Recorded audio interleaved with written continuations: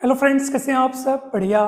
Friends, आज हम एक बहुत ही महत्वपूर्ण और बहुत ही आध्यात्मिक एवं दार्शनिक प्रश्न पर बात करने वाले हैं। प्रश्न ये है कि ईश्वर को किसने बनाया। अक्सर हम सब के मन में ये प्रश्न आता है कि यदि इस पूरे ब्रह्मांड को बनाने वाला ईश्वर है तो ईश्वर को बनाने वाला कौन है। दोस्तों, संसार में हम जो कुछ भी देखते हैं, जितनी भी वस्तुएं, जितने भी पिंड आप संसार में देख रहे हैं, इतने सारे ग्रह, नक्षत्र, तारे, इतने सारे सौरमंडल, इतनी सारी आकाश गंगाएं, इतना विशाल ब्रह्मांड किसने बनाया? ईश्वर ने बनाया। वेदों में ये आता है कि ईश्वर ने स्वयं से ही इस संसार की उत्पत्ति की है। ब्रह्म से ही इस संसार की उत्पत्ति हुई है। तो ब्रह्म अर्थात ईश्वर को कौन है बनाने वाला? ईश्वर कहाँ से आया? दोस्तों, यहाँ पर ईश्वर को किसने बनाया, इस शब्द में ही एक उत्तर छिपा हुआ है। इसी प्रश्न का उत्तर इस प्रश्न में ही छिपा हुआ है। कैसे? देखिए, बनाने का अर्थ है कि निर्माण करना। कोई भी चीज खुद से निर्मित तो हो नहीं सकती, ठीक है।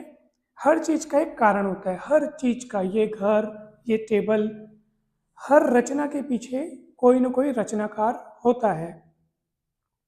कोई भी चीज खुद से बन नहीं सकती, ठीक है। तो इसलिए संसार को बनाने वाला कोई है और वो है ईश्वर। ये हुई पहली बात। दूसरी बात यह है कि जो चीज बनाई गई है, जो चीज बनी है, उसका नष्ट होना भी तय है। जैसे हम पैदा हुए हैं तो हमारा एक न एक दिन मरना निश्चित है, एकदम तय है। जो पैदा हुआ है वो मरेगा, जो बना है वो नष्ट होगा, ठीक।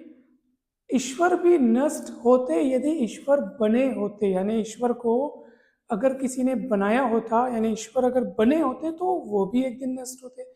परंतु ईश्वर तो कभी नष्ट नहीं होंगे, यानी कि उनका वो तो सदा से हैं और सदा तक रहेंगे। जब समय भी नहीं था वो तब से हैं। उन्होंने समय को बनाया, काल भी उनके बाद आया। और जब कुछ भी नहीं रहेगा, जब सब कुछ खत्म हो चुका होगा, तब भी वो रहेंगे। यानी जब कुछ नहीं था तब भी वो थे, वो अब भी हैं, और जब कुछ नहीं रहेगा वो तब भी रहेंगे। तो ईश्वर कोई ऐसी चीज नहीं है जो बनी हो। अगर वो बनी होती तो वो मिटती भी, किंतु वो बनी नहीं है, इसलिए वो मिट भी नहीं सकती। ईश्वर हमारे मन बुद्धि से भी परे है, मतलब हम उनकी पूर्ण तरीके से व्याख्या कर ही नहीं सकते। वो हमारी समझ के बहुत बहुत ऊपर है। मतलब वो अवर्णनीय है, अकथनीय। उनकी उनके कितने सारे गुण हैं या उनकी कितनी सारी विशेषताएं हैं कि हम उन पूरी विशेषताओं का जिक्र कर भी नहीं सकते। तो इसलिए हमारे मन में एक अटूट श्रद्धा और अटूट विश्वास ये होना चाहिए कि इस पूरी दुनिया को चलाने वाला कोई एक परम तत्व, एक परम शक्ति है जो कि स्वयंभू है, स्वयं से प्रकट हुए हैं और वही इस संसार को चला रहे हैं। तो इस प्रश्न का उत्तर यही है कि ईश्वर को किसने बनाया? किसी ने नहीं बनाया। अगर ईश्वर को किसी ने बनाया होता तो फिर वो हो जाता ना ईश्वर, जिसने ईश्वर को बनाया है। भाई, जिस चीज को मैं बना रहा हूं, इसका मतलब वो चीज मेरे से बड़ी हो नहीं सकती। जिस चीज को मैं बना रहा हूँ वो चीज मेरे से बड़ी कैसे हो सकती है? अगर जिस चीज को मैं बना रहा हूँ वो मेरे से बड़ी हो गई तो फिर उसने मेरे को बना दिया, ऐसा होगा। यानी अगर ईश्वर को किसी ने बनाया है तो समझ लीजिए वो बड़ा निर्माता हो गया। फिर हम उसको ईश्वर कहना चाहिए हमें, तो है कि नहीं? तो जबकि ऐसा नहीं है। इसलिए ईश्वर को किसी ने नहीं बनाया, ईश्वर ने सबको बनाया। सब भाई, सीधी सी बात है कि दुनिया बनी, ईश्वर ने दुनिया बनाई, ठीक है। ब्रह्मांड, ग्रह, नक्षत्र, सूर्य, पृथ्वी, चंद्रमा, सब कुछ बनाया। संसार की इतनी लीलाएं जो हो चल रही हैं सब वहीं से आ रही हैं। सब ईश्वर, परम चेतना जो जिसको हम कहते हैं, उसी का खेल चल रहा है। तो कहीं ना कहीं तो इसका एक स्रोत होगा, कहीं तो ऐसा बिंदु होगा जहां से ये सारी चीजें स्टार्ट हुई हैं। जो सबसे सबसे पहले था, यानी कि जो तब से था, यानी कि जब कब भी तब नहीं था, यानी कि जब हम समय के बारे में सोच भी नहीं सकते थे, ईश्वर तब से है। और वो तब तक रहेंगे, मतलब हमेशा रहेंगे। वो हमेशा से थे, हमेशा हैं और हमेशा रहेंगे। उन्हें किसी ने नहीं बनाया है, क्योंकि वो बनने या बिगड़ने वाली चीज़ है ही नहीं।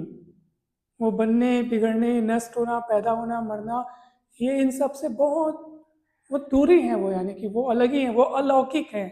हम तो लौकिक संसार में रहते हैं, हम तो भौतिक संसार में रहते हैं। वो तो मतलब सर्वव्यापी है, सभी जगहों पे है, हमेशा से हैं। तो उनकी महिमा तो वही जाने। बस हमारे हमारे अ, हमारे लिए बस इतना ही है कि हम उनको समझें। और हालांकि उनको पूरे तरीके से, उनके जो गुण हैं, उनकी जो बातें हैं, वो हमारे मन बुद्धि के स्कोप से भी बाहर हैं, मन बुद्धि की पहुंच से भी बाहर है। तो हम बस अनन्य भाव से उन पर श्रद्धा रखें, उन पर विश्वास रखें और अपने जीवन की गाड़ी को बस उनके हाथों में सौंप दें। तो हमारा ये जीवन बहुत ही शानदार तरीके से उनकी कृपा में चलने लगेगा। दोस्तों, हमें पूरी उम्मीद है कि आज का ये जो वीडियो है वो आपके लिए काफ़ी ज़्यादा लाभदायक रहा होगा। काफ़ी सारी बातें आपको बहुत अच्छे से क्लियरली आपको समझ में आई होंगी। दोस्तों, वीडियो अच्छा लगे तो ज़रूर लाइक करें, चैनल को सब्सक्राइब कर वीडियो को ज़रूर शेयर कीजिएगा और कमेंट करके अवश्य बताइएगा कि ये वीडियो आपको कैसा लगा। जल्द ही मिलते हैं हम नेक्स्ट वीडियो में। आप सभी को बहुत बहुत धन्यवाद।